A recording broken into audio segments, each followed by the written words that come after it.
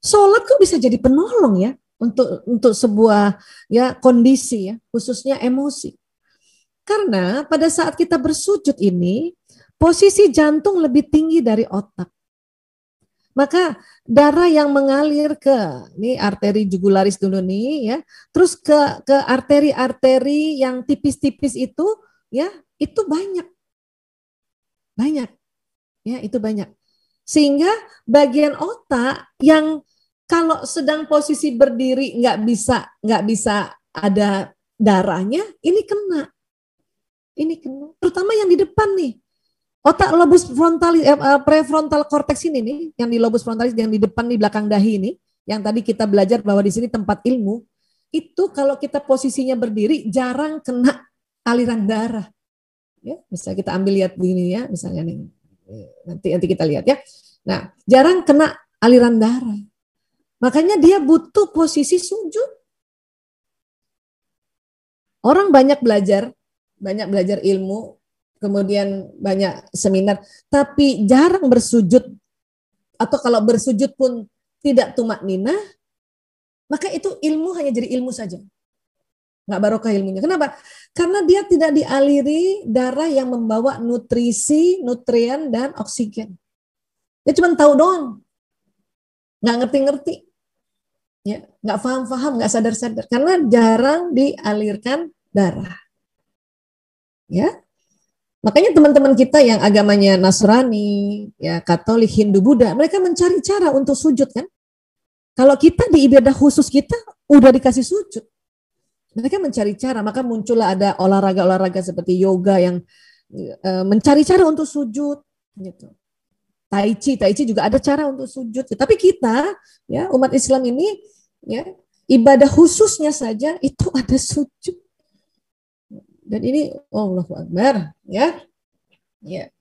Jadi kata Nabi dalam hadis riwayat Muslim nomor 482 dari Abu Hurairah, ya, aqrabu ma yakunul abdu min rabbihi wa huwa sajidun fa aktsiru du'a, ya. Yang paling dekat antara seorang hamba dengan Rabb-nya adalah ketika ia sujud, maka perbanyaklah doa ketika itu. Ya. Ada yang mengatakan doanya nggak boleh dilafazkan, ya, dibatinkan saja, apapun itu. Tapi kata Nabi ini riwayatnya, ya hadisnya sahih. Kita suruh perbanyak doa ketika itu. Ya, atau doa pada saat sujud itu kan doa yang luar biasa. Ya, sebutlah secara tumak nina. Sambil juga darah masuk ke lobus prefrontal cortex ini. Gitu. Oke, ini nolong banget, sangat menolong. Ini baru bicara dari pembuluh darah ya, belum lagi kita bicara hal yang lain.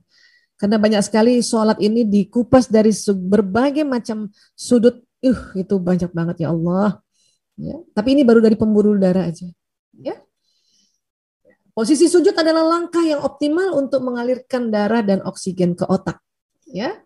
Serta posisi ini adalah teknik paling baik untuk membongkar sumbatan pembuluh darah jantung. Ya. Pembuluh darah halus di otak prefrontal cortex mendapat aliran darah. Ya, ini penelitiannya nggak jauh-jauh ada di Indonesia ya. Nah, salah satunya dari Dr. Isti Suharyanti, dokter spesialis saraf di Rumah Sakit Dr. Sutomo Surabaya. Ya, sholat bukan hanya berpahala, tetapi dapat juga mencerdaskan otak dan hindari kepikunan. Kita kalau udah umur-umur kayak gini, yang paling kita takutin nih 50 tahun ke atas nih. Ya kayak saya, ya, teman-teman saya nih ada. Mbak Arma, berapa tahun Mbak Arma? Sudah 50-an juga Mbak Arma? Oh, belum ya, belum, alhamdulillah ya. Nah, kalau kita yang sudah 50 tahun atas, ini kan yang kita suka khawatirkan itu kepikunan ya. Nah, makanya waktu sholat tuh kita mulai dengan sadar, ya, sujudnya betul-betul sujud yang tepat, ya. Kening kenakan di sajadah, kening, hidung, ya. Kemudian kedua telapak tangan, kedua lutut, dan kedua ujung jari kaki. Nah, itu yang posisinya. Ya, nah ini, nah ini tadi ya, ini tempat prefrontal cortex ini kalau posisi berdiri itu jarang sekali kena darah. Padahal di situ otaknya ilmu di prefrontal ini. Ya, kita dapat ilmu, oke, masuk di sini. Tapi kalau kurang dialirkan darah yang membawa nutrisi dan oksigen, itu makanya ilmunya susah diakses untuk berikut-berikutnya. Ya. Itulah makanya pada saat sujud itu kena di sini. Di sini dia. Karena di sini memang halus. Ya.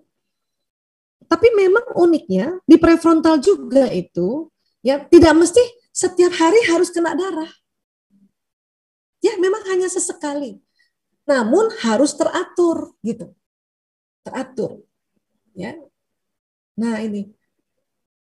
Bu Esa kalau kita mens, kita nggak boleh sujud. Kenapa ya? Karena pada saat kita mens, ada pembuluh darah di bagian rahim kita itu yang sedang terkelupas. Dan itu harus keluar gitu ya. Itu harus keluar. Maka lebih banyak posisinya ya kalau nggak duduk, berdiri atau rebahan. Dan ya pada saat pembuluh darah itu terkelupas, itu posisi sujud kayak gini, itu tidak diperkenankan darah yang dari lapisan rahim itu naik ke otak. Gitu. Makanya kita juga harus jaga-jaga pada saat kita mens itu ada beberapa kondisi yang bikin kita galau tak menentu. Satu, hormonal. Orang lagi mens atau 2 hari mau mens itu estrogen, progesteron sangat minim. Sedangkan estrogen sama progesteron ini adalah hormon ratu dan hormon permaisuri dan hormon princess, itu yang bikin kita happy. Maka teman-teman kalau, kok aku udah istighfar tapi kok masih kesel ya? Siapa tahu mau mens. Kalau sudah mens malah lebih jelas, oh iya aku mens. Makanya kesel nih saya gitu ya. Itu satu. Kedua, karena beberapa hari kita nggak masukkan darah ke prefrontal cortex. Makanya ilmu-ilmu yang kita pelajarin hang tuh sementara. Masih ya sulit diakses, sulit digapai. Jadi suka lupa. Orang-orang kalau kita lagi coba deh, suka lupa nggak ilmu-ilmu? Sering tuh. Ya. Coba deh. Mbak Marsha ingat nggak kalau misalnya lagi mens, misalnya kita ilmu yang itu lupa loh. Aduh kemarin belajar apa itu? Itu kayak gitu tuh. Karena kita jarang sujud, memang nggak boleh juga. Ya, makanya tolong buat kita ibu-ibu, buat perempuan, maklumilah kalau sedang menstruasi. Ya, maafkanlah dirinya masing-masing. Buat para ayah barangkali ada yang hadir juga hadir menyaksikan ini, tolong difahami seorang anak perempuan yang sudah menstruasi dan istri Anda memang nggak main-main kalau lagi mens itu. Ya, itu kayak kepengen cubit orang. Walaupun udah sering ngaji, ya Allah, ya, karena banyak faktor, beberapa faktor, terutama faktor hormonal tadi, ya. Nah, manfaat gerakan sujud dalam konteks fungsi otak sebagai berikut: satu, peningkatan saturasi oksigen, nutrien, zat-zat makanan dan elektrolit, serta neurotransmitter di otak, ya.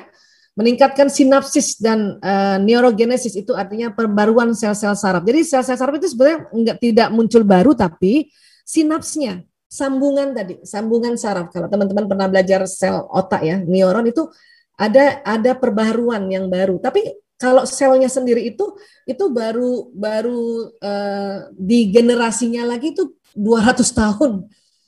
Dan umur nggak sampai 200 tahun. Tapi sinapsnya, sambungannya ada sambungan baru. Kalau kita sujud. Ya. Peningkatan rasa bahagia sebagai manifestasi unsur ketakwaan dan penghambaan, ya.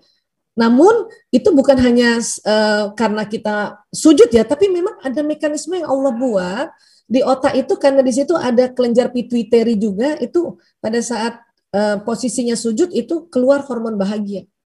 Itulah makanya selain bahwa kita posisi sujud ini adalah posisi menghamba, itu memang Allah sudah buat di otak itu ada hormon bahagia yang keluar. Tapi sekali lagi, asal sujudnya tidak terburu-buru. Karena bayangkan kalau terburu-buru, belum sempat darah ke depan, udah kembali lagi. Ya, itulah makanya ingatkan anak-anak kita untuk tumak nina. Ya, saya biasanya kalau sama, nah maklum lah anak-anak kan masih juga mau cepat, karena dia belum lagi banyak belajar tentang hal ini.